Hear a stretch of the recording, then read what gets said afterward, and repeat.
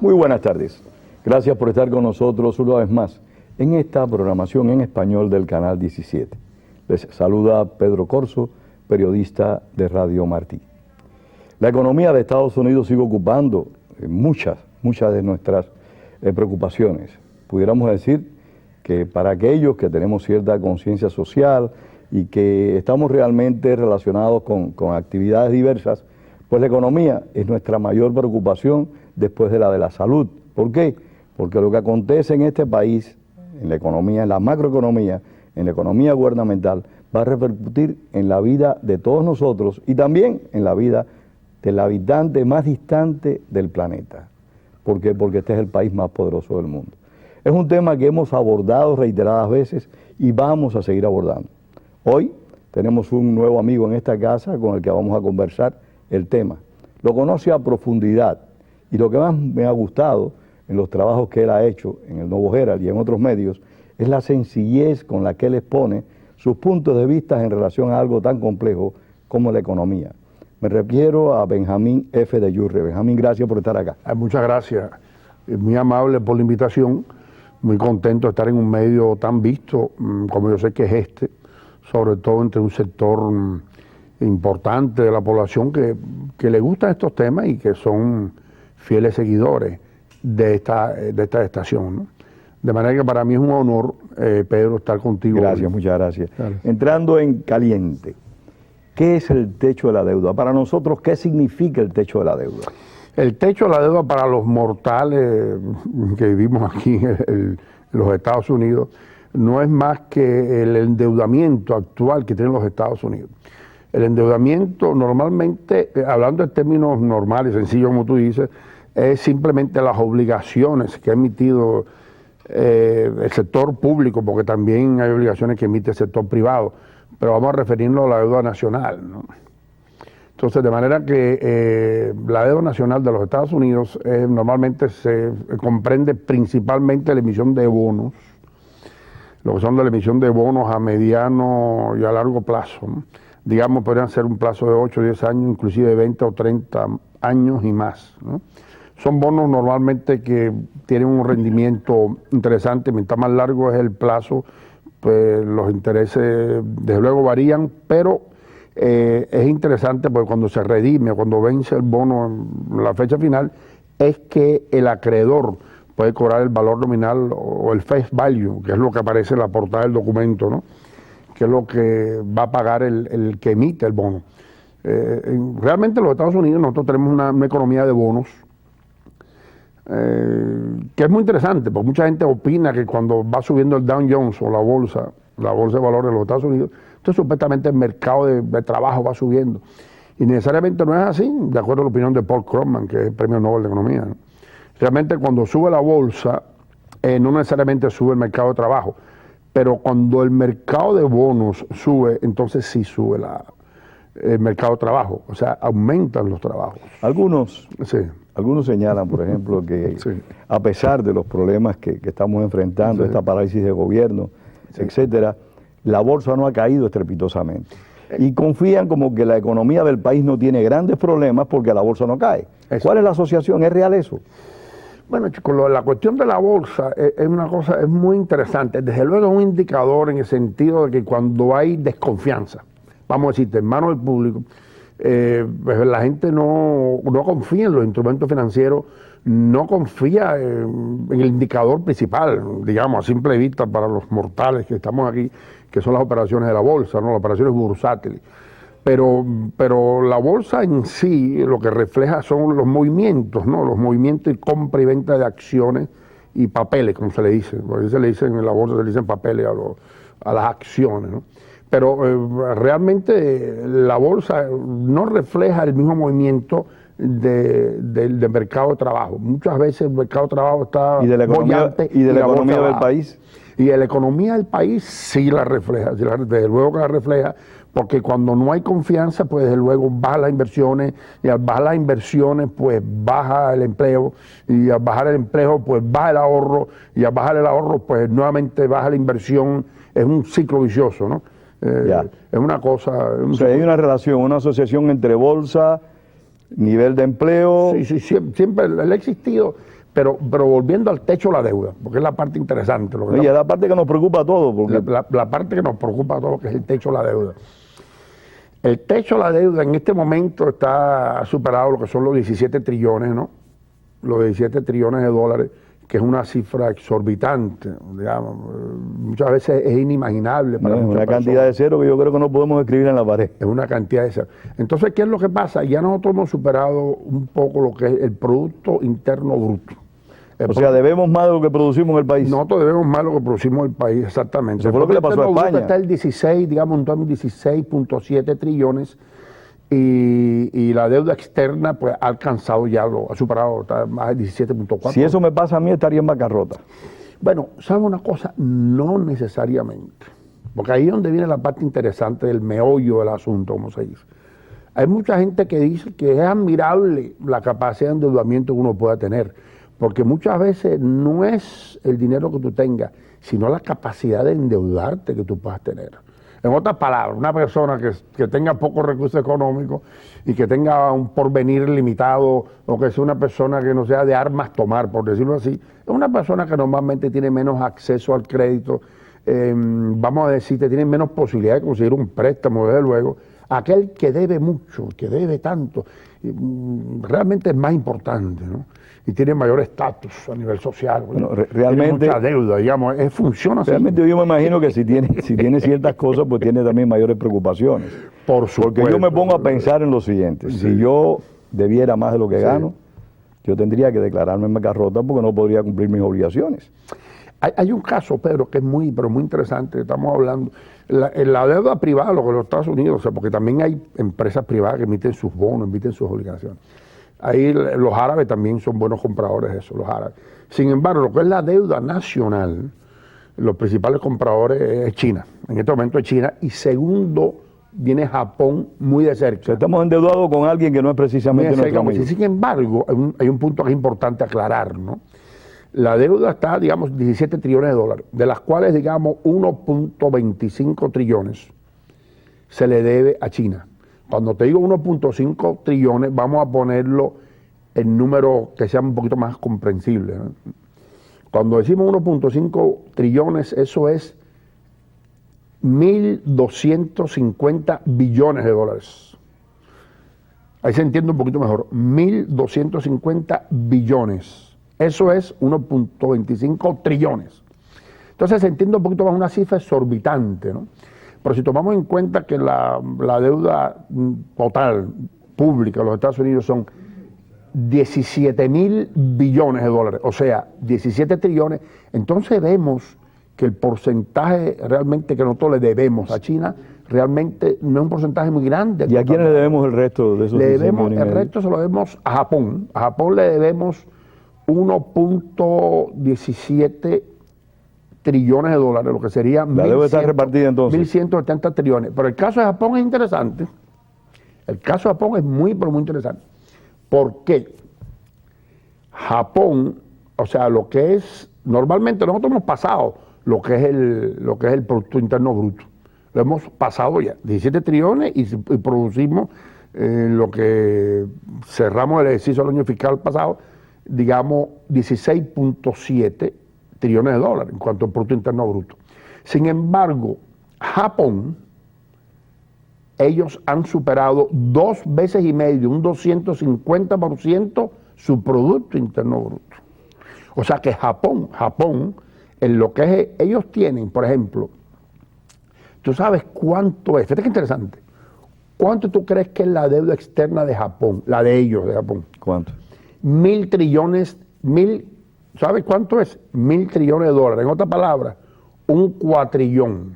Fíjate, eso es una cosa inconcebible casi. Un cuatrillón la gente le debe... de yenes, por supuesto, moneda japonesa, el yen. Que vale mucho menos que el dólar. Que vale, exactamente, vale mucho menos. O sea, si nosotros llevamos la deuda de nosotros, la deuda que le debemos a China, la llevamos a yenes, sería 1.6 trillones, digamos. En vez de verle a China 1.25, si se lo llevamos a yenes, sería, digamos, 1.6. Pero Benjamín, mi pregunta, y la de nuestros televidentes, me imagino, en gran medida, es la siguiente. Por años se estuvo diciendo que la economía de Japón estaba estancada, que no crecía. Y tú me estás hablando de que Japón, aunque tiene deudas, también tiene un superávit. Lo de Japón es muy interesante, pero interesantísimo. No, pero no me preocupa Japón, lo que me preocupa es Estados Unidos. O sea, ¿qué hemos hecho nosotros mal para tener una deuda que en el gobierno de Bush, en el gobierno de Clinton era X, en el de Bush fueron 2X y en el de Obama son 4X? ¿Qué hemos hecho nosotros mal como nación? No me refiero solo como gobierno, sino como nación para endeudarnos tanto y que nuestro Producto Interno Bruto haya disminuido. Correcto, fíjate lo siguiente. En este caso, en los Estados Unidos, ha pasado lo siguiente, ¿no? El país, la economía de Estados Unidos es la economía más grande del mundo. Entonces, ¿qué es lo que pasa? El crecimiento que ha tenido Estados Unidos ha sido un crecimiento que no ha sido constante. Vamos, eso no ha sido constante como tuvo Japón en la década de los 80, que tuvo un crecimiento interanual. Vamos a decirte que llegó a alcanzar, hay veces hasta un 14% interanual de crecimiento. Estados Unidos no ha logrado tener ese crecimiento nunca, pero sin embargo la tasa de crecimiento, si la comparas, hay veces es decreciente, vamos a decirlo así, ¿no? O sea que aunque creció menos que proporcionalmente, que es un concepto a lo mejor para algunos que no es muy fácil de entender. Pero el crecimiento no ha sido un crecimiento constante en cuanto a los valores absolutos de la economía, ¿no? Ahora, ¿qué es lo que pasa? Que es el punto que quiero, Pedro, hablar, ¿no? Y de hacerlo a la forma como tú dices, bien comprensible. Que lo entendamos todos. Bien comprensible. O sea, la deuda de Japón, porque hay que comparar, quiero compararlo con Japón, es que Japón tiene, digamos, 1.000 trillones de dólares de deuda. 1.000 trillones. Y Estados Unidos, digamos, en este momento tiene 17 trillones. Entonces tú dices, pero bueno, ¿cómo es posible que un país pueda soportar semejante deuda? Entonces tú dices, bueno, digamos, el 50% de los ingresos, de los revenues o los ingresos que tiene Japón va destinado a pagar los intereses.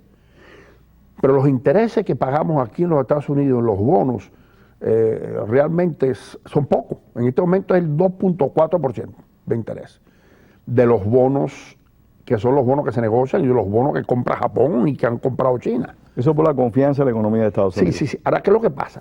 Precisamente viene el problema que si el techo de la deuda llegara a demorarse un poquito más su negociación en el hecho de incrementarlo, pudiera ser ¿Los intereses suben? Que los intereses suben, por supuesto, porque baja la calificación de crédito. Baja la calificación de crédito por las agencias calificadoras de crédito de Estados Unidos como país. ¿Entiendes? Y esto ocurrió ya hace un tiempo atrás. Esto ocurrió, exactamente, esto ocurrió ya y bajaron la calificación. Y el presidente Obama se molestó mucho, ¿eh? Sí, de AAA Plus bajó solamente a AAA. Sí. Ahora, si lo bajan de AAA, que es la calificación en este momento que tiene Estados Unidos como de crédito, es como una persona que tiene una calificación de crédito, y Estados Unidos la tiene también. Tú tienes esta calificación de crédito, de manera que tú eres acreedor a tanto interés. Mientras mejor sea tu averaje, como comprador individual como nosotros, pues luego nosotros pagamos menos intereses para comprar carros, para comprar una casa. Igual Estados Unidos. Mientras más alta la calificación, menos intereses paga. Pero cuando... Mientras mayor sea la deuda. Mayor sea la deuda. Mayor sea la deuda. Pero ¿qué es lo que pasa? Ahí viene la parte que digo yo. Japón tiene una deuda enorme comparada con los Estados Unidos. Y sin embargo, Japón es un segundo acreedor de los Estados Unidos. O sea, nosotros le debemos a Japón casi lo mismo que le debemos a China. Esto me recuerda a Increíble, ¿no? una expresión que se utilizaba mucho en Cuba, la centrífuga. Sí. O sea, como que hay una irresponsabilidad colectiva donde todos nos debemos, ninguno nos decidimos a cobrarnos y entonces nos seguimos engañando todos. Es una situación increíble, porque... ¿Tiene algo que ver con eso? Sí. Inclusive nosotros, hay uno de los... Digamos, hay una anécdota referente a eso que es muy interesante, pero te describe más o menos la situación que tú planteas, Pedro, que es la siguiente. Una vez llega una persona de reputación dudosa, vamos a decirte un ruso, porque así dice el cuento. Este es un cuento pero que viene a colisión de lo que estamos hablando. Llega un ruso y llega a un hotel, ¿no? Y pregunta, ¿cuántas son las habitaciones? Señor, valen $100. ¿Puedo verla? Así como no, le dice, aquí tienen los $100. Y le da los $100 encima del mostrador y sube a ver las habitaciones. Entonces el dependiente, la persona que está atendiendo el hotel dice, bueno, pero si yo le debo estos $100 a Pedro, el carnicero, voy a pagarle inmediatamente y sale y le dice, mira, no te debo nada, le pago los $100. Entonces dice Pedro el carnicero, dice, pero bueno, pero si yo estos $100 se los debo al matadero. Yo voy inmediatamente para que estos $100 y va a hacerle corriendo. No me digas que el ruso no quiso la habitación. Y va al matadero, óyeme esto. Entonces el hombre, el matadero, dice, bueno, chicos, pero estos $100 se los llevo yo a María. Se los debo a María, que María me prestó un servicio muy especial. Un servicio personal muy especial me prestó María. De manera que yo tengo que pagar los $100 y sale el hombre inmediatamente a pagar los $100 a María. Entonces ya María dice, pero bueno, si estos $100 se los Acuérdate que el tiempo nos consume. Ahora los $100 se los llevo al hotel, se los debo yo al hotel. Y va al mismo hotel, los $100 y dice, mira, aquí están los $100, no tengo nada. En eso baja el ruso y dice, no me costaron la habitación, dame los $100, me voy. Se llevó los $100. No alquiló la habitación, pero se cobraron como 5 personas, 4 5. Por eso mismo, una gran fantasía. Circuló el dinero, el mismo dinero, se cobró una cantidad Pero y no en este caso, Estados Unidos, Sí. que es el hotel, perdió. Exactamente. Porque nadie le pagó. El pago final no llegó a la caja de Estados Unidos. ¿Estamos? Estamos. Entonces, el problema es que nos estamos endeudando cada día más. Cosa que yo entiendo que, como tú explicabas en tu artículo muy inteligentemente, es inevitable. Pero, ¿qué se puede hacer para bajar ese nivel de la deuda? ¿Qué se puede hacer para que nuestros intereses no se incrementen como nación y podamos continuar siendo la nación más poderosa del mundo con mayor influencia? Fíjate lo siguiente. Es inevitable muchas veces hablar de economía sin incluir la política porque están vinculadas. No, es que es una cosa y la otra se confunden. Yo he estudiado la materia principal de la carrera de economía. En muchos países se llama economía política. Sí. Ese es el nombre. De manera que en otros países le dicen econometría, que sería la trigonometría económica, digamos así. Pero en muchos países la materia principal, la columna vertebral, se llama economía política. Entonces, ¿qué es lo que pasa? En los Estados Unidos es necesario, chicos, que se adopten las medidas de punto de vista económico que satisfacen mejor las demandas de la población, sin ver tanto la situación política, ¿no? Pues, por ejemplo, en este caso, el Speaker of the House, John Boehner, no quiere convocar a elecciones, digamos, en la Cámara Baja, en el sentido de poder someter a votación lo que es terminar con el shutdown o con el cierre temporal del gobierno. No quiere someterlo a votación. Entonces, señores, se ha comprobado, no se ha comprobado, se ha dicho, ¿no?, de que hay mayoría de votos ya, tanto demócratas como republicanos, para terminar con el cierre del gobierno. Pero John Boehner, republicano, no quiere convocar elecciones y él es quien la convoca, elecciones. Pero algunos también plantean que el presidente Obama Sí. ha sido extremadamente inflexible Sí. en este debate, que pudo haber sido más flexible, como por ejemplo fue con el presidente de Irán, como por ejemplo fue con Siria, Correcto. cuando dijo, si pasan la línea roja, pues el juego va a ser diferente, y después le tiró la pelota al Senado muy hábilmente, al Congreso, para que decidiera si íbamos o no a una guerra. Sí, en el caso de Siria hubieron otros factores también, desde luego, porque una intervención militar en Siria tiene consecuencias económicas. No, seguro que sí, ¿no? Ya, Ya consecuencias tenemos económicas bastantes y graves. problemas económicos. El cierre del estrecho. Pero me de Hormuz. refiero a lo que él hizo en su momento, Sí, que después se retractó en cierta medida. Correcto. O sea, somos firmes, severos, intransigentes para determinadas cosas y para otras somos inflexibles. Entonces, ¿qué es lo que pasa? ¿Qué es lo que pasa? Fíjate.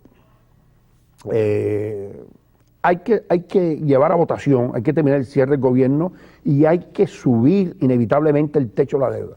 Como ha pasado del año 62, que se ha subido, se ha incrementado el techo de la deuda 74 veces.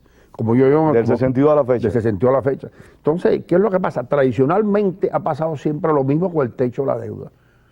Como publicó en el 1981 el New York Times, que en 1981 dijo el New York Times, señores, el techo de la deuda rutinariamente se ha aumentado, siempre con el partido opositor exigiéndole al partido que tiene el poder, es verdad. Bueno, exigiendo la disminución del gasto público. El presidente Obama se opuso al incremento de la deuda cuando el gobierno de Bush. Normalmente es una cosa que ha sido de parte y parte, de parte y parte, pero una situación como esta, donde hay un interés, digamos, manifiesto de parte de los republicanos en que no se le aprueben los fondos a Obamacare, a la ley de reforma. ¿Crees que todo el debate estriba en el Obamacare? Yo creo que es muy importante, digamos, porque es que hay una cosa que que es inevitable, hay que decirlo. Aquí la mayoría de las reformas sociales están hechas por los demócratas. Eso, el Social Security, el salario mínimo, el seguro de desempleo, el Medicare, el Medicaid. Entonces es inevitable decirlo. Entonces, ¿qué es lo que pasa? Una cosa como esta, histórica otra vez, que sería un seguro universal de salud en los Estados Unidos, pues desde luego sería otra reforma más por los demócratas, que es la realidad. Eso no estamos inventando nada, ni diciendo nada nuevo. Entonces esto traería como consecuencia, imagínate tú, una situación de que los republicanos no quisieran estar tan en desventaja públicamente hablando. Entonces, ¿qué es lo que pasa? Ellos, como dice... ¿Considera que tú no es un debate de valores, de principios? No, es un debate político, es un debate político. De creer que el Obamacare en alguna medida afecta a los derechos individuales, de creer que el Obamacare, aunque hace falta indiscutiblemente una reforma a la salud, y lo hemos conversado aquí ampliamente. Lógico. Lo hemos conversado ampliamente aquí en este programa con otras personas. Correcto. La reforma de salud es necesaria. Sí, yo estoy de acuerdo con necesario, pero no puedes pagar $100 por una aspirina en un hospital. No tiene sentido, Y eso ocurre. Que a la larga endeuda el país también, dicho sea de paso. Y endeuda al país, y por supuesto endeuda al país. Este tema es extraordinariamente interesante, Pedro. Podemos estar hablando mucho tiempo sobre eso, pero yo quisiera también aprovechar la oportunidad de explicarle un poquito al público más o menos en qué consiste un bono, porque mucha gente... Nos quedan 5 minutos. Nos quedan 5 minutos. Así que explícanos qué es un bono. Un bono, que la gente entienda lo que es un bono de la forma más sencilla. Un bono es un papel, ¿oye?, que se le vende al público, de manera que ese papel es como un billete.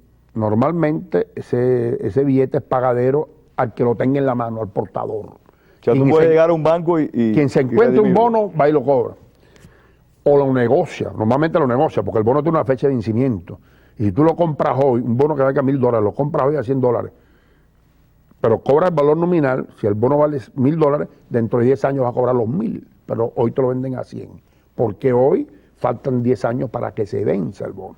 Entonces, el mercado en este momento mundial bursátil, vamos a decirlo así, se mueve en base a bonos, principalmente. ¿Tú le recomendarías a las personas que compraran bonos?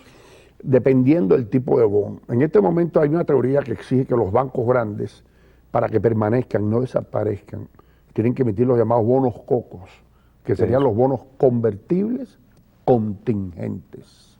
Entonces los bancos se lo están vendiendo al público, se lo quieren vender al público para sostenerse ellos. ¿Por qué? Porque el bono coco tiene una característica principal, que es que se convierte en acción cuando el banco empieza a quebrar y salva al banco de la quiebra y le evita una intervención federal. Los bancos no pierden.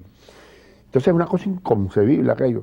Entonces, pero yo lo que digo, que es el punto principal y es lo interesante de la economía, yo opino que lo que es el orden económico mundial, y sobre todo en los Estados Unidos, que es el que rige la economía del mundo, tiene que cambiar. No puede seguir teniendo la figura de bonos.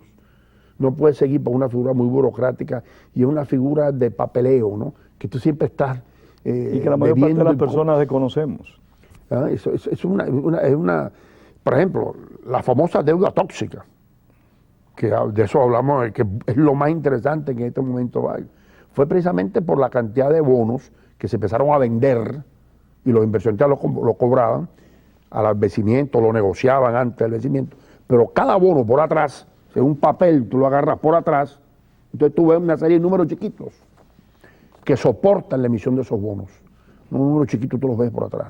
Resulta que si tú sumas todos esos números, que cada uno corresponde a un mortgage, tú sumas todos esos mortgages y dices, bueno, aquí hay $1,000 millones, porque tengo aquí, por ejemplo, tengo 200,000 mortgages aquí atrás, son $1,000 millones. Entonces, hago una emisión de bonos de $1,000 millones. Supuestamente, al vencimiento de estos foreclosures, de estos mortgages, existiría el dinero para pagar el vencimiento del bono. Sí, estos bonos. Pero ¿qué pasa? Como esos mortgages es un azar, terminaron en foreclosure, digamos, un 40%, entonces simplemente no existía el dinero para poder pagar los bonos que vendieron. Un azar. Es una jugada extremadamente peligrosa. Pero sin embargo empezaron a vender y a negociar los bonos después, de manera que esos bonos... Por eso que yo creo que también esas cosas necesitan una regulación más estricta. Lógico. Entonces lo vendieron a vender, entonces hubo una equivocación por parte de los bancos. ¿Cómo ven los bancos en el poco tiempo que nos queda en el país? ¿Lo crees que se han consolidado, que se han fortalecido? Mira, yo creo que los bancos, yo soy de la opinión que los bancos grandes no pueden permanecer. Los bancos grandes tienen que subdividirse, crearse y formarse varios bancos pequeños. Por ejemplo, un banco que tenga una estructura de costo tan enorme, que tenga 3.000 y tantas sucursales, digamos, no están haciendo negocios básicamente porque no están concediendo préstamos. De manera que yo soy de la opinión que los bancos grandes tienen que subdividirse y formarse 20 bancos pequeños con personas jurídicas diferentes cada uno. ¿Pero por qué? No soportan. ¿Y por qué no conceden préstamos los bancos? Los bancos no están concediendo préstamos en este momento porque, en otras palabras, casi nadie está calificando porque han vuelto muy estricto el proceso de calificación. Entonces, de manera... Porque lo relajaron ellos mismos. Claro, entonces tienen que cobrar es por las personas que utilizan cheques que no son clientes de ese banco, los que utilizan una tarjeta de débito que no es la red de ellos. Con eso de recursos, no sobrevive un banco grande. Sobrevivir. Entonces están exigiendo, los economistas estamos exigiendo que para el banco grande pueda subsistir o emiten los famosos bonos COCO o aumentan las reservas, que en este momento el 10% de los depósitos a la vista, aumentarlo. Se acabó el tiempo, que por lo que tú dices los bonos COCO no son recomendables. No, eso fue una estafa grande que hubo en España con los bonos COCO. Sin embargo, hay alternativas. Benjamín, tenemos que seguir conversando.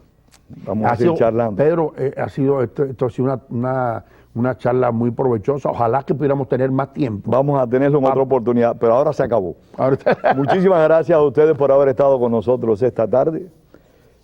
Este programa esperamos que haya sido del agrado de todos. Muchísimas gracias a Benjamín de Yurre por haber dado parte de su tiempo y su talento a esta programación. Me despido de ustedes diciéndoles, como siempre refirió José Martí, la palabra es para decir la verdad, no para encubrirla. Tengan todos muy buenas tardes.